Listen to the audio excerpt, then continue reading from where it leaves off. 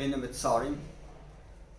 The 3 weeks have begun with a fast of Shiva Asar B'Tammuz, the 17th day of the month of Tammuz, which we are in.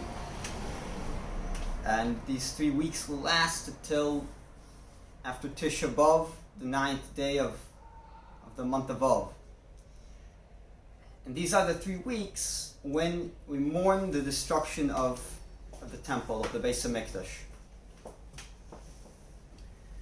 And the reason why we fasted on the 17th day of the month of Tammuz, is to help us remember what exactly it is we have lost, and what exactly it is that we're waiting for. Because in order to, it's hard to mourn something that we perceive as a historic event that occurred long ago, of something that we have never seen, and that we're not conscious a little bit about what it is exactly that we have lost, and what we're asking that it should be rebuilt speedily in our days. Amen. One custom that we have is during these 3 weeks is to learn a little bit about the Beis HaMikdash, in order to understand what it is that we're asking Hashem that it should be rebuilt, that Mashiach should come. The tractate in the Mishnah that describes the temple in great detail is Tractate Midas. So let's take a look together at the first few Mishnayos. In 3 places, the Kohanim, the priests who worked in the temple, had the task of guarding the temple during the entire night. The Mishnah states 3 places in the Beis HaMikdash where there were Kohanim, and 21 places where there were Leviim. So 5 Leviim at the 5 gates of the place called the Harabayas. The temple was surrounded by a large area, kind of like a very large courtyard, known as the Har Habayis, literally the mountain of the house, so to speak. In fact, what we call the Western Wall is not part of the temple itself, but it's part of this area called the Har Habayis, which was surrounded by a wall. And the Western Wall in Jerusalem, what we call now the Western Wall, is part of that wall. It's the last vestige of that wall that remains. And this large wall around the temple had 5 gates. At each one of these 5 gates, on the outside part of the wall, on the outside part of the Har Habayis, there was a Levi at each gate. On the inside part of the wall, there were 4 Leviim, 1 at each corner.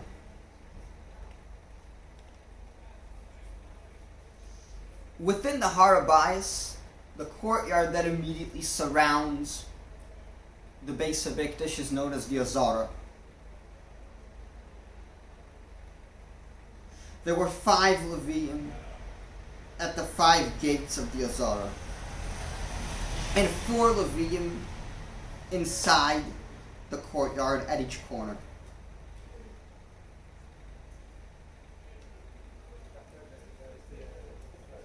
The main task of guarding the Beis HaMikdash was during the night. And of course the Beis HaMikdash was not guarded because of any kind of fear of enemies, but more out of respect for the temple.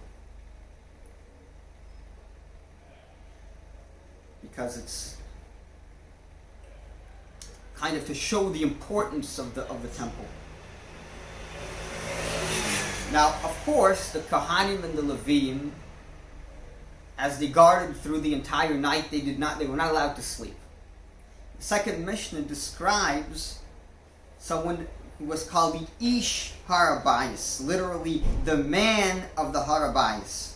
And he would go from one group of Kohanim to the next, and he had a kind of a torch or a lantern with him.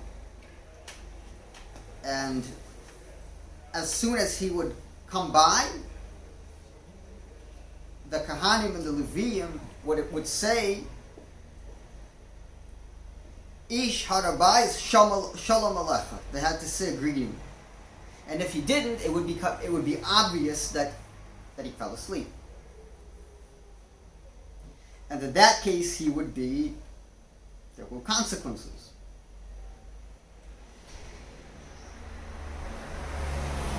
To the point that every once in a while it would be said in Jerusalem, what is the sound of somebody screaming? Oh, it was the Levi who fell asleep.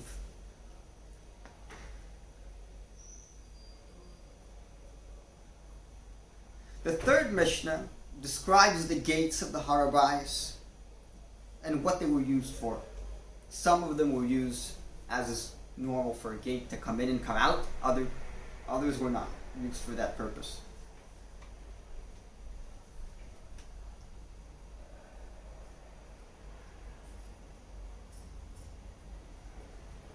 Now, it's important to understand, as we started, for those who listened to the short shir on Tanya that we've been doing,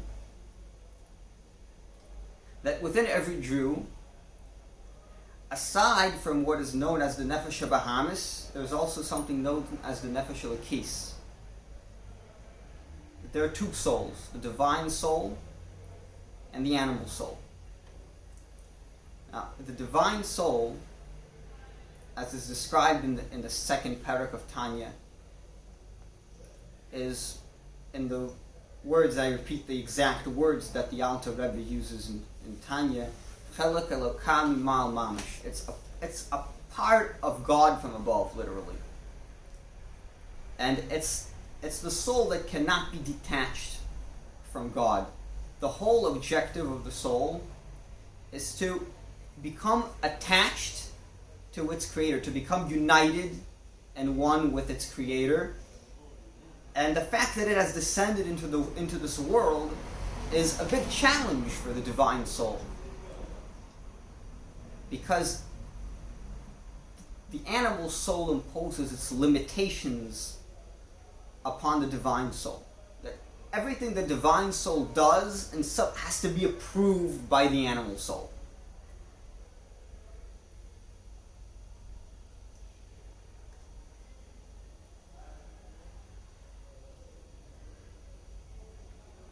And during these 3 weeks, what we come to understand is that within every Jew,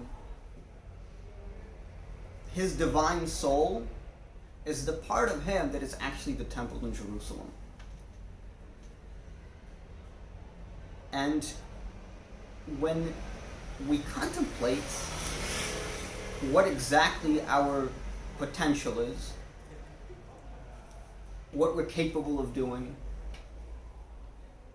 what the true objective of the divine soul is, and we take a careful look at our life, we start doing something called a cheshbon nefesh. When somebody, for example, he takes out all the records and he starts examining everything that has been done, and he starts to think what exactly needs to be changed, what needs to be improved, where are we relative to where we could be. That's what is called a cheshbon nefesh. And when we look honestly at ourselves and we think honestly about what we could, we come to the realization that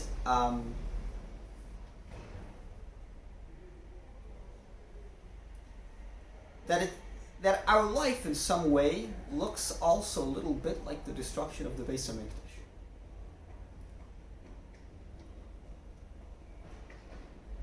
And when we come to this realization, and we come to this realization with a very determined decision to change things, to improve things, that is called tshuva.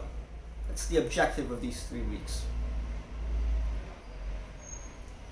This is explained in the second parak of Tanya, that the godly soul that is known as the Nefesh Elokis has a power that is infinite.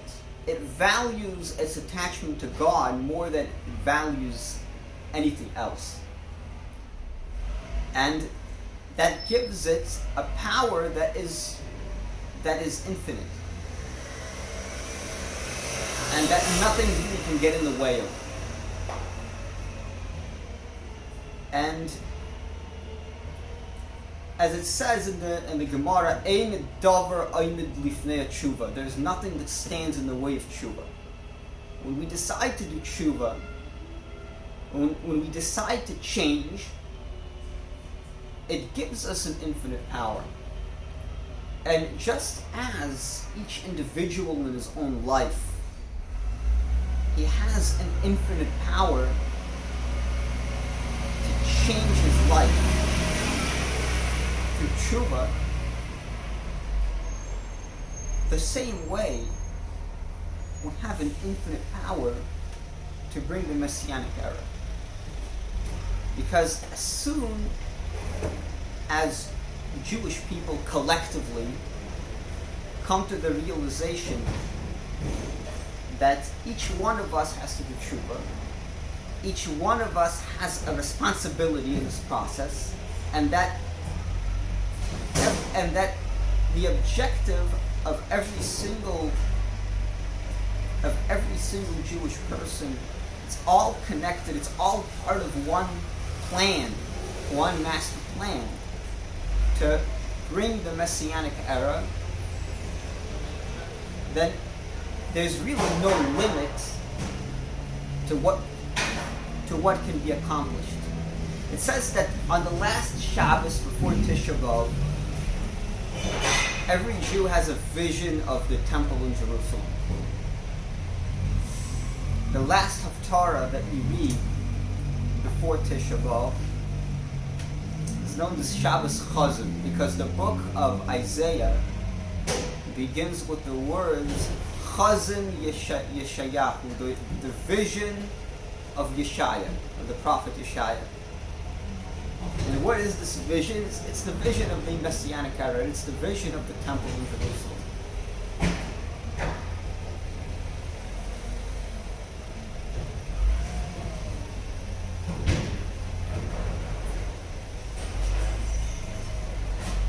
And so, once we understand this, we understand that the first Mishnayos of Tractate Midas, they're not just talking about a historical curiosity from 2,000 years ago. Oh, yeah, there was a temple in Jerusalem, and it was guarded by Kohanim, and it was guarded by Leviim.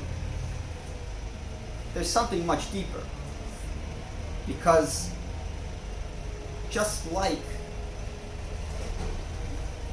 God confided to us our soul at the moment we were born, as it says in the Gemara, and it's mentioned at the beginning of the Sefer Shebeinim, that before the soul that descends into this world, it has to swear you will be righteous, and you will not be the opposite of righteous. So the soul has to swear that it will accomplish what it needs to accomplish in this world without being influenced negatively by this world.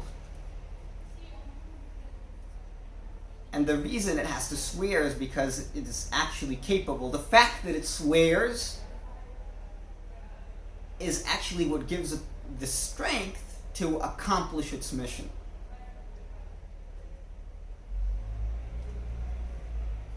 So just like when King Solomon built the first temple, it was a responsibility that God gave the Jewish people to have a temple and to guard it and to take good care of it, and that it was given to us on certain conditions, and once the conditions are not fulfilled, chas v'shalom, then we know what was in store for later on. In a similar way, God confided to us our soul, and the soul within the Jew is the Beis Hamikdash. Everything that is in the Beis Hamikdash, if you study all the details of the Beis Hamikdash, the altar, the sacrifices, all the different parts, the menorah, the shulchan, everything corresponds to something that exists spiritually within every Jew.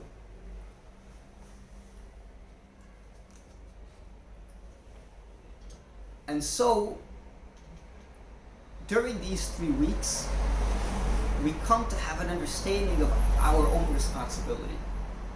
That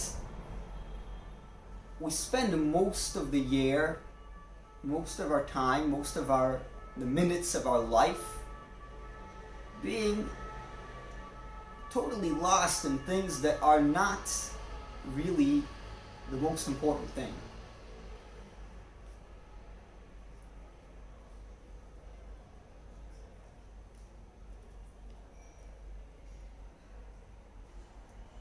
And when we come to this realization, and the 3 weeks are a very, very good time for this. It's a time when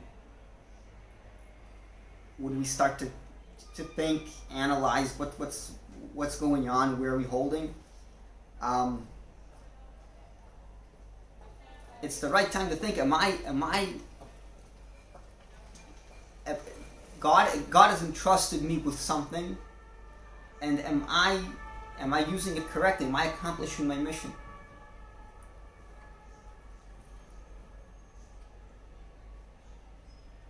So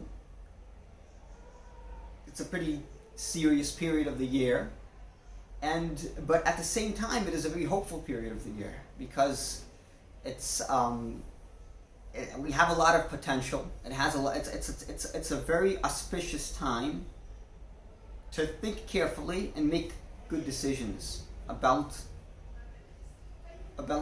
starting anew, because there's no limit to what is possible. The history of the Jewish people started with the Exodus, leaving Egypt. Mitzrayim, the word Meitzer, means limits. And leaving Egypt, leaving Mitzrayim, means leaving our limits. So when the soul enters the body and begins a life down here, it enters certain limits. But the limits, they can be broken. The proof is that we mention the Exodus from Egypt every morning. The entire tefillah of Shachris, the prayer, the morning prayer in Jewish liturgy, is we relive the Exodus from Egypt every morning. We're supposed to live with the Exodus from Egypt on a daily basis. And just like Mitzrayim, the root Meitzer means limit, this period of 3 weeks is known as Bein HaMitzarim, which means between the limits. It's based on a verse in the book of Lamentations.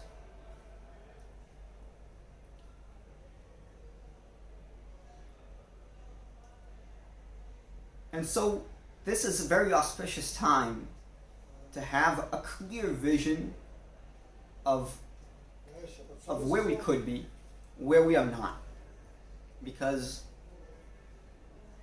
and what we need to accomplish in order to bring Mashiach.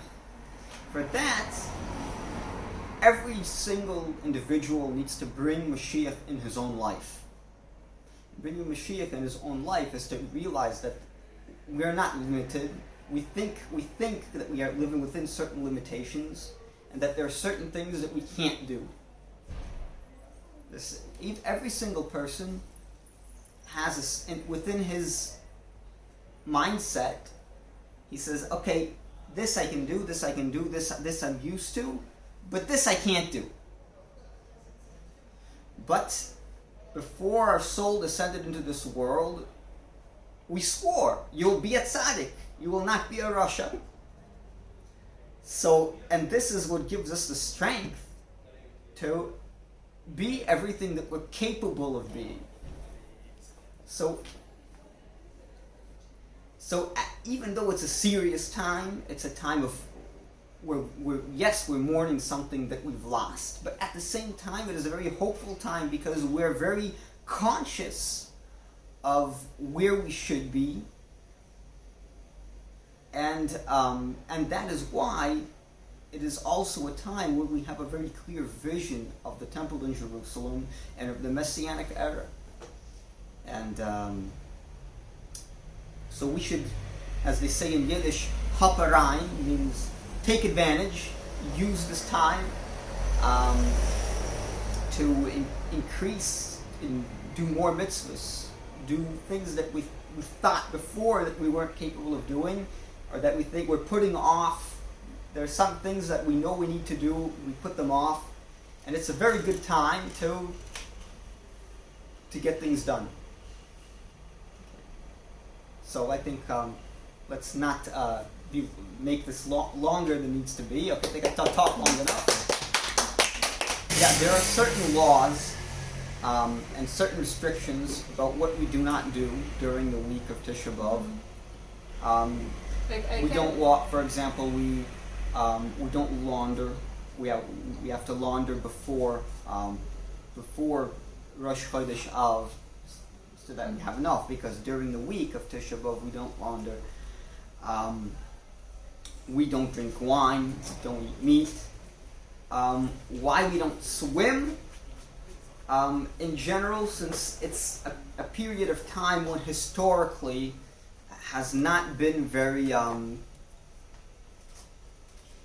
has been a difficult time, we avoid anything dangerous. So from this came the custom to not swim. In general, and more generally, we avoid things that are dangerous.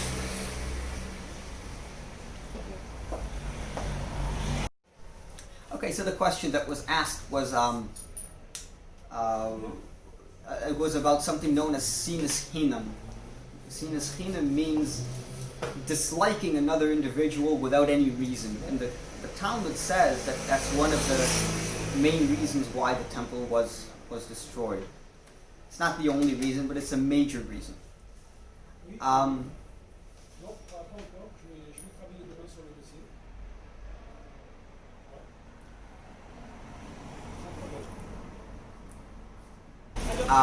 That since the Talmud says that the reason why the temple was destroyed was because of sinus chinam, disliking another individual without any reason, that means that the solution, the way we will bring Mashiach, is through loving another Jew without any rational reason.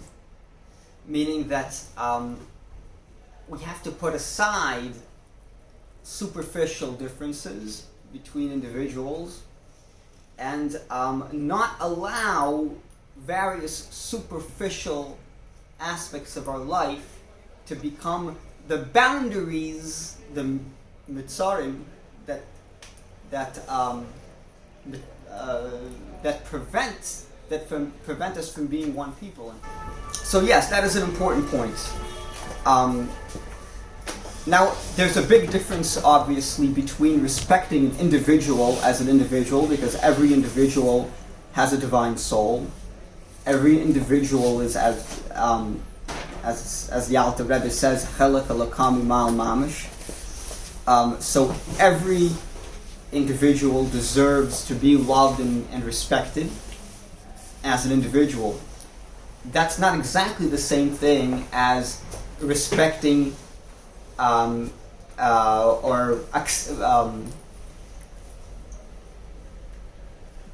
somebody's beliefs. But the realization that we need to come to during these 3 weeks is that the beliefs a person professes might in fact be very superficial relative to who this person actually is. We need to look beyond of various beliefs, opinions that can sometimes create boundaries between individuals. This doesn't mean accepting the beliefs themselves. If somebody has, for example, he didn't learn the Torah and he has certain beliefs about what the Torah says that are incorrect, that doesn't mean that we have to accept the beliefs. Mm-hmm. It means that we have to put that aside and not let it get in the way of our love for another Jew. That we need to understand that, for example, that the true will of this person is to be found in his divine soul, not necessarily the education he received. The education a person received might actually be very superficial. The person has deep down within him a divine soul that only wants one thing, and that is to be attached to God and do things that attach this person to God and not do, God forbid, the opposite. Now, if a person was educated to have certain beliefs, to say certain things, then it might make the person look like they're doing the opposite of what God wants them to be doing. So our task is to help this person by giving them the necessary attention, the necessary friendship, the necessary love, in order for that person to also accomplish what he needs to accomplish, and by showing this person that he's accepted despite superficial differences, that will actually be what's going to help him to help them. But there's a very fine line between showing respect and love for another individual, but being careful to not to contradict ourselves. We're not going to accept an idea that is false to make it look like we accept someone. That's hypocrisy. So obviously we're going to be true to ourselves and not say something that is contrary to Torah just because that's what the person in front of us wants to hear. Then we're doing the opposite of what we should be doing. But obviously the right way to bring a person to the realization of who he really is and what he is actually capable of doing is by showing this person that he is accepted for who he really is. And who he really is to be found, the answer is to be found in the divine soul and not necessarily the superficial aspects of that person's education. I know that the answer was a little bit long, but I hope I answered your question at least.